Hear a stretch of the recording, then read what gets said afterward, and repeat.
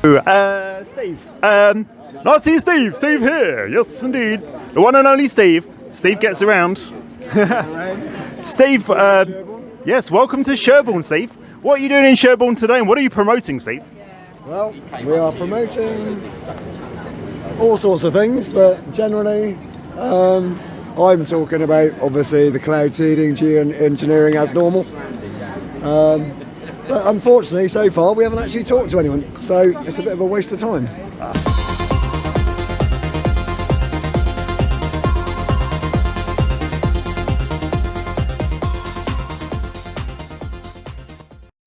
Have you spoken to anybody today? Have you spoken to these lovely members of the public? No, I haven't, but I was just saying to Dave, did you know what this, we've now had about 7 days constant of no sun, nothing at all.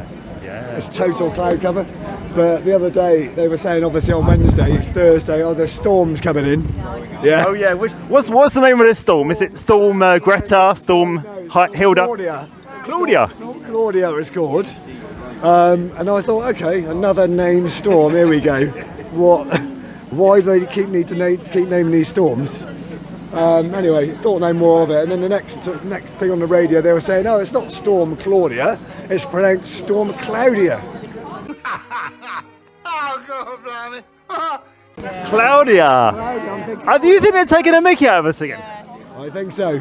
Yes, Sally says yes. Someone said, like, hold on, why have you got to pronounce it Claudia?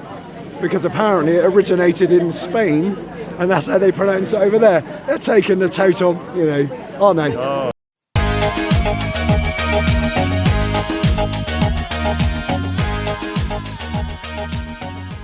Hello, clásicos de para todos, meteorology a vale portos. Claudio. You know, we've got constant cloud cover in this country, with hardly any sun, and yet they're taking the piss out of us, aren't they? Yeah. So, well, yeah. It's interesting, isn't it? Because I know we had probably in the last year or so, we've had 2 variants named after clouds: the Nimbus variant and the Stratus variant. Stratus. Yes. And yet, suddenly, lo and behold, we haven't heard of them for the last 2 months. No. Where have they disappeared to? You know what? I'm on my last fuse. And you just plugged in a dodgy kettle.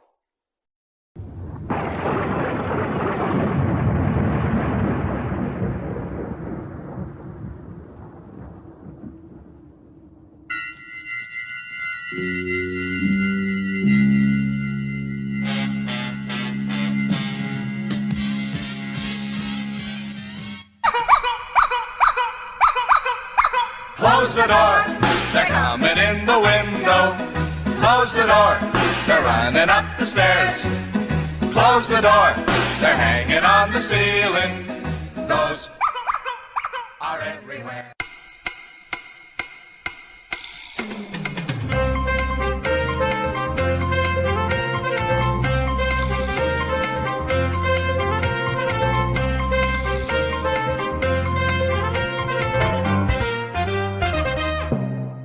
I'm really scared. I heard there's a variant of the variant of the variant on the way. It's farcical. They've disappeared, haven't they? What's happened to the variants? I was finding them quite amusing. And they were advertising COVID like it was going out of fashion again, like 2 months ago, weren't they? You needed the jab to deal with the latest variants, and yet now we're in proper flu season. Not a word. Now they're talking about it's flu again. Flu's going to go crazy this winter, aren't they? Well, they're always doing this every year, aren't they? And run up to Christmas, they're talking about how hospitals are going to be overrun. That's right. Overwhelmed. That's right. Someone said on the comment, like the NHS should be renamed Overwhelmed. The Overwhelmed Service. Johnson and Professor Chris Whitty made the warnings as the UK recorded more than 78,000 new infections yesterday. That's the highest figure since the start of the pandemic. Damien Grammaticus has more. It's a programme that is ramping up, vaccination after vaccination, here from soldiers in a cathedral, queues of people outside, or from a GP visiting an elderly patient at home. Every booster given matters because the Omicron variant is surging. It will give you very good protection and boost your immunity.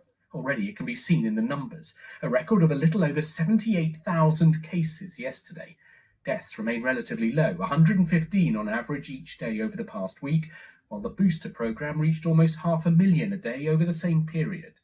England's chief medical officer says, choose wisely who you mix with before Christmas. I really think people should be prioritising those things and only those things that really matter to them. Because otherwise the risk of someone getting infected at something that doesn't really matter to them and then not being able to do the things that do matter to them obviously goes up.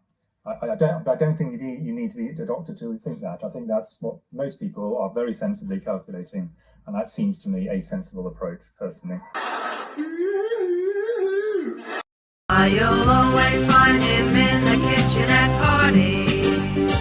You will always find him in the kitchen at parties. We're not cancelling events, we're not closing hospitality, we're not cancelling people's parties or their ability to mix. What we are saying is, think carefully before you go. Exclusive video obtained by The Mirror shows a Christmas party organised by Sean Bailey's London mayoral election campaign team in the basement of the Conservative campaign HQ during strict COVID restrictions.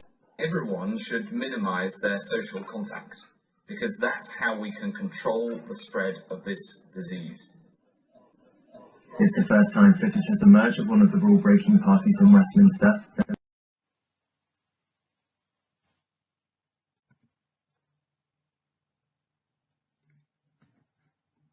One of the rule-breaking parties in Westminster.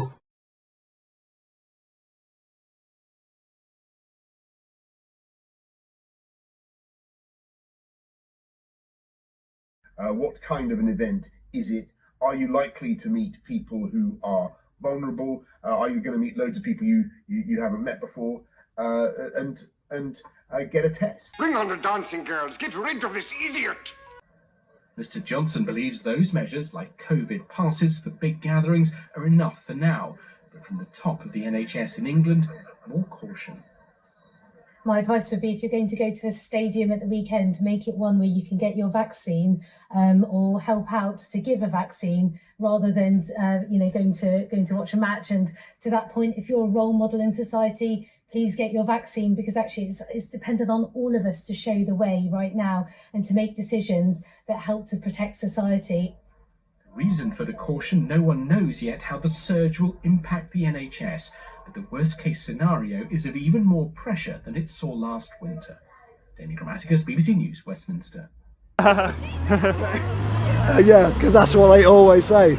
Every single year, it's like, regular as clockwork, isn't it? Yeah. And what happened? Do you know what happened to flu during the COVID era? Because I know in 2020 to 21, flu disappeared off the face of the earth to make way for COVID. Do you feel that flu was even around then, or do you think COVID bullied it off the scene? Of course flu was around, yeah. Flu was rebranded, basically. Rebranded? Are you saying it was rebranded? Definitely. That sounds a bit dangerous, Steve. Outrageous conspiracy alert system activated. This video has now been connected to Ofcom. It was.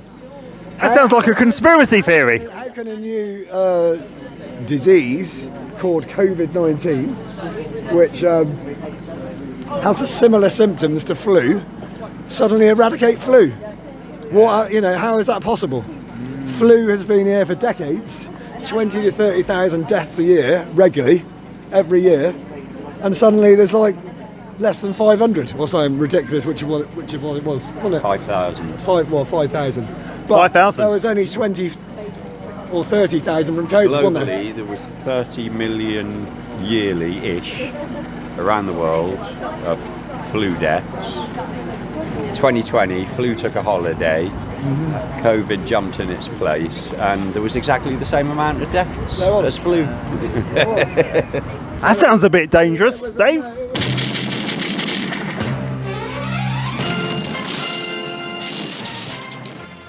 It's a total rebranding exercise. Best rebrand That's all ever. it was. The WHO decided whenever it was, it's been planned for decades, they were going to rebrand flu and carry out this massive campaign to make people believe there was this new dangerous disease around, and it's brainwashed people, hasn't it?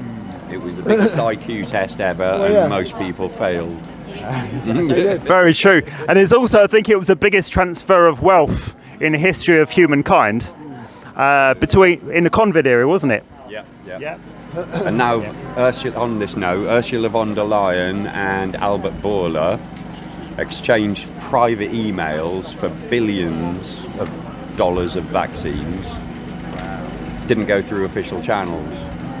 So now she's being prosecuted for it. Wow. She's being prosecuted? Yeah. Wow. I didn't know that. Breaking. Breaking news.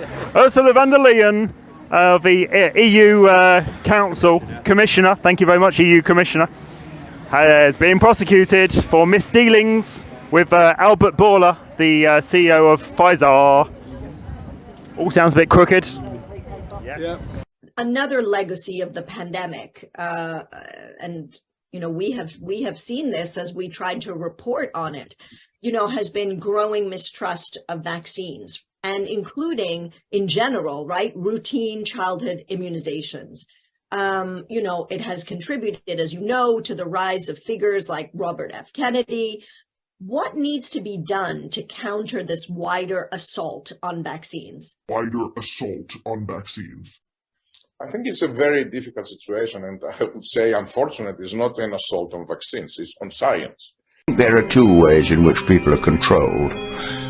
First of all, frighten people, and secondly, demoralize them. An educated, healthy, and confident nation is harder to govern. And I think there's an element in the thinking of some people. We don't want people to be educated, healthy, and confident because they would get out of control. The top 1% of the world's population own 80% of the world's wealth. It's incredible that people put up with it.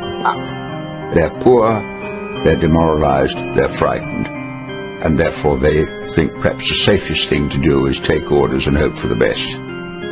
After a pandemic where science is who saved us, right? It is science that won the virus, right?